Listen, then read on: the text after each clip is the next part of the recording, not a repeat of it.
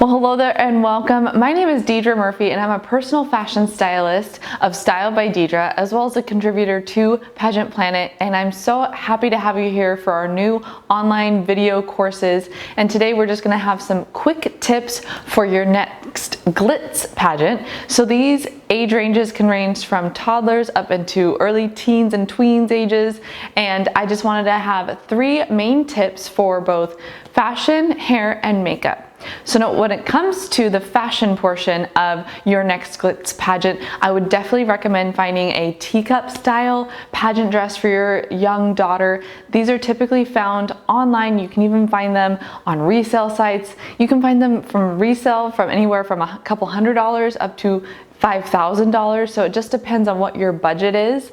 But these kind of teacup style dresses are the ones that remind me of a cupcake. So they're usually fitted on top, kind of poofier on bottom, and a length that you're comfortable having your daughter wear on stage. And then I would also recommend a bright pop of color. So whether it's a bright coral, pink, or a bright blue that's like a cobalt blue, or even a hot pink, something that's going to really pop on stage is going to help bring that youthful and age appropriate factor to your young daughter as she's competing in a Glitz style pageant. You could even go with something like a white color to help bring in that youthful and very perfect kind of ambiance to your daughter's glow on stage, if that makes sense. Now when it comes to these style of dresses too, you'll probably find a lot of glitter and bling all over them, whether it's just on the sleeves or on the neckline. Find something again that's in not only your style but also your budget for your daughter, so keep that in mind. But typically that kind of cupcake style dress will look fantastic in this sort of pageant. A lot of people ask, well, should I wear socks? Should I not wear socks for my daughter? I would say yes. Look for some socks that have maybe just a little ruffle trim or something that has lace on the top of the sock to even accentuate the dress really well. If your daughter is not wearing socks and maybe wearing a sandal style open-toed shoe, maybe keep a heel under an inch, maybe 1.5 inches at most, and I would do no socks and even no hosiery, just because hosiery is a little bit outdated in styling as well. And since it is a Glitz style pageant, you can use hair and makeup, so I would even use a leg makeup too if you're a little bit worried about your daughter looking a little bit washed out under the stage lights. And a great leg makeup I've even used from anywhere from local pageants to my National Mrs. America pageant is the Hansen Airbrush legs. It's fantastic, and you can spray it in your hand and then rub it all over, or you can spray it directly on the legs themselves, and it's really easy to apply, very pro long wear, so it's not going to rub off on other items of clothing as well. Be sure to really wash the hands after using it. So we've talked a little bit about the styling. Let's talk about hair and makeup. So because it is a non-natural, I'm putting that in air quotes, style pageant, hair and makeup, full-on hair and makeup is allowed. I would find a great hair and makeup artist, whether it's the same person or 2 different people.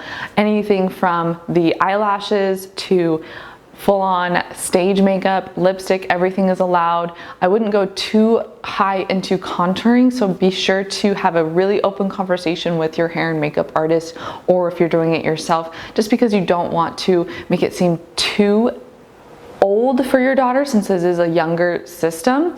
I wouldn't do a ton of heavy contouring, no like Kim Kardashian style contouring going on here, but a good little bit of light bronze right on the cheekbone, even on the hollow, is definitely appropriate, and a little bit of highlight right on the nose and even on the cupid's bow will just really help accentuate your daughter's features. And then for hair, you can still use hair extensions, wigs if you want as well, just to really pump up that volume. I would definitely recommend, even if your daughter has shorter hair, to still add in some extensions for fullness, because when you're using a lot of teasing and hairspray to try and get that volume up top, you lose volume right around the bottom. So even if you're keeping it short, I would still do some hair extensions. You can do everything from tape-ins that are more permanent, or even clip-ins. So go to like your local Sally beauty supply, find some clip-in extensions that match your daughter's hair really well, or you can take them into the hairstylist and have the hair matched to the extensions, and then have your hairstylist cut the extensions to match in and really blend into your daughter's hair, so there's no clear definition between natural and faux hair. And when it comes to extensions, I would highly recommend using real human hair extensions. They're just going to blend more seamlessly. They're going to curl fantastically as well because they are a real hair versus a synthetic fiber, which is just going to melt. So once you've washed and cut and had your extensions matched to your daughter's hair, then put the extensions in and then style them into the hair itself, so there's blending of the two fibers, whether it's natural and the extensions, and so that way the curls will really work well together and you don't have to worry about the natural hair and the weft separating throughout the day. And then 2, really using a good teasing comb when you are trying to get that height, especially at the top of the crown area. I would not use a rat tail comb. I would actually find a natural bristle teasing brush. You can find it at most beauty supply stores to really get that height that you're wanting, and use kind of a sweeping motion when back combing the hair. And again, that's something your hairstylist can discuss, or if you're doing it yourself, you can really work that kind of angle into the hair.